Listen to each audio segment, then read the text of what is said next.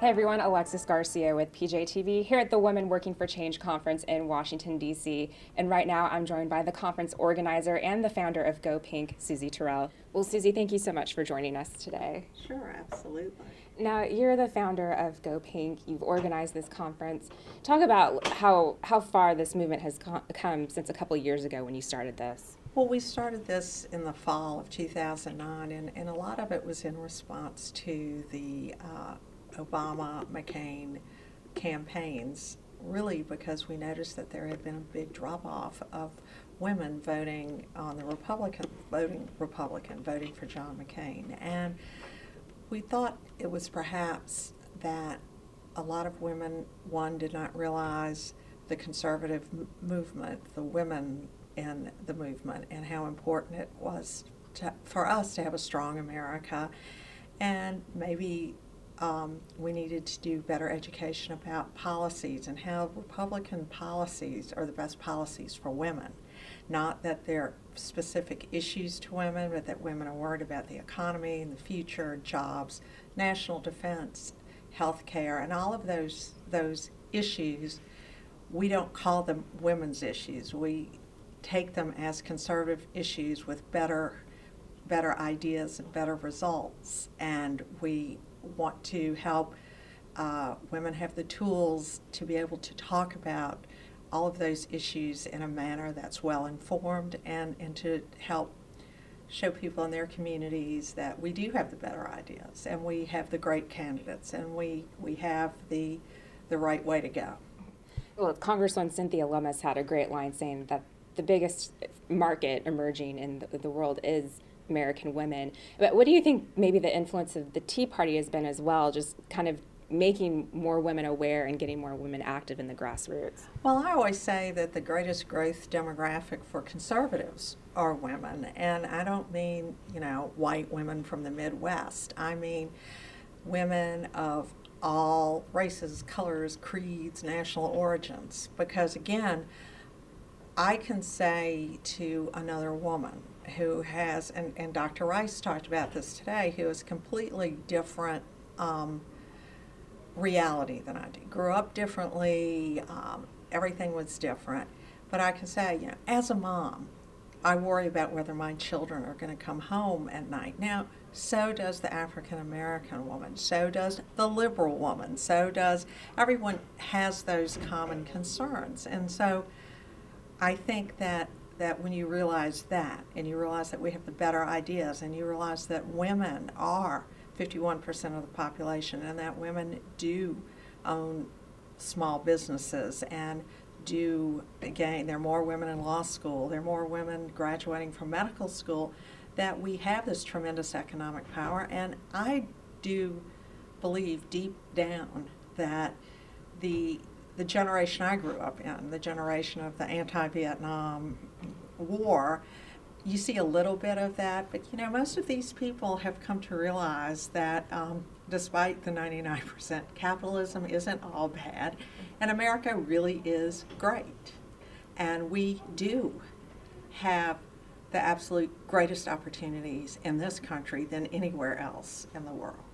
Now, you're very optimistic, and there's actually been a report out, there's a poll showing that there's over half of Americans just don't think that America is that exceptional anymore. But do you think that's maybe overstated? I mean, it seems like the future is in the grassroots. I think the future is absolutely in the grassroots, and I think the grassroots are a response to those people who say America's not great anymore.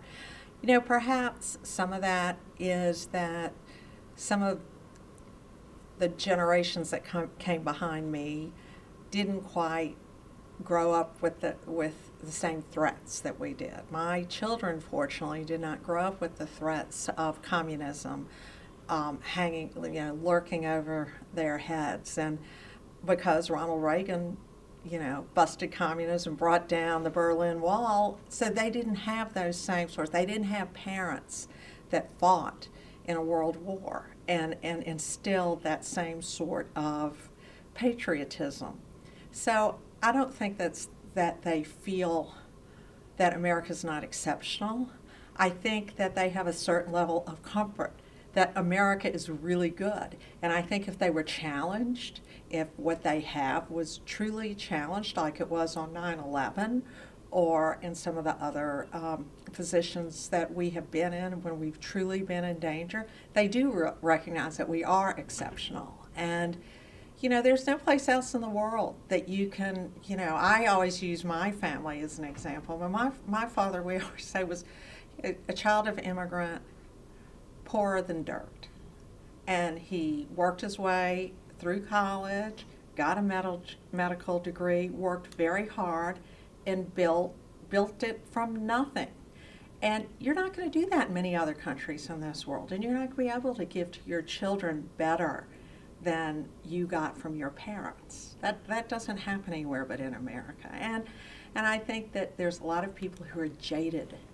A lot of people in the press, a lot of people in the polls, a lot of people who want to believe that the Obama way is the better way, that don't really think about what would happen if you didn't have, what would happen to the 99% if they couldn't march?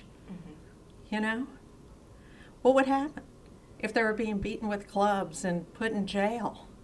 You couldn't do that in China. You couldn't do that in Africa. You couldn't do that in most other, probably 98% of the countries in this world. There is no freedom of speech. There is no ability for the press to say what they want to say and not be censored. That's what makes us great. Now, so much of this optimism is being harnessed, and you know, we saw in 2010, we saw kind of the first wave of some of these female candidates, but what is it looking like for 2012? Well, you know, our goal at Project Go Pink is, of course, to elect female candidates, but we're not the committee to elect or the committee to stack the Senate or anything like that. What we want to do is we want to bring women out of their comfort zone into the next level of participation. So if you have someone who is a grassroots activist whose entire political activity has been knocking door to door, we would like them to come to the next level, to be able to manage the campaign or to take a position of influence in an administration or to be the spokesperson for their cause. We'd like to take the state representative or the school board member and help them gain that comfort level to go to the next level. I think that, of course, we want to mobilize women and mentor women to hold elective office, but we also want them to feel like they can hold positions of influence in campaigns or administrations. After all, Dr. Rice, Mary Matlin, Karen Hughes, these are all women who have been at some time or another considered one of the most powerful women in the country, if not the world, and they've never held an elective office. So it's the power, it's harnessing that power in whichever way those women can take one step out of their comfort zone and do something more. Well, Susie, thank you so much for speaking with us today. Thank you. It's been a pleasure. And if anybody wants to know more about us, they can go to www.projectgopink.com. We're a totally volunteer organization, and we love to have people write for us. Thank you. Thank you.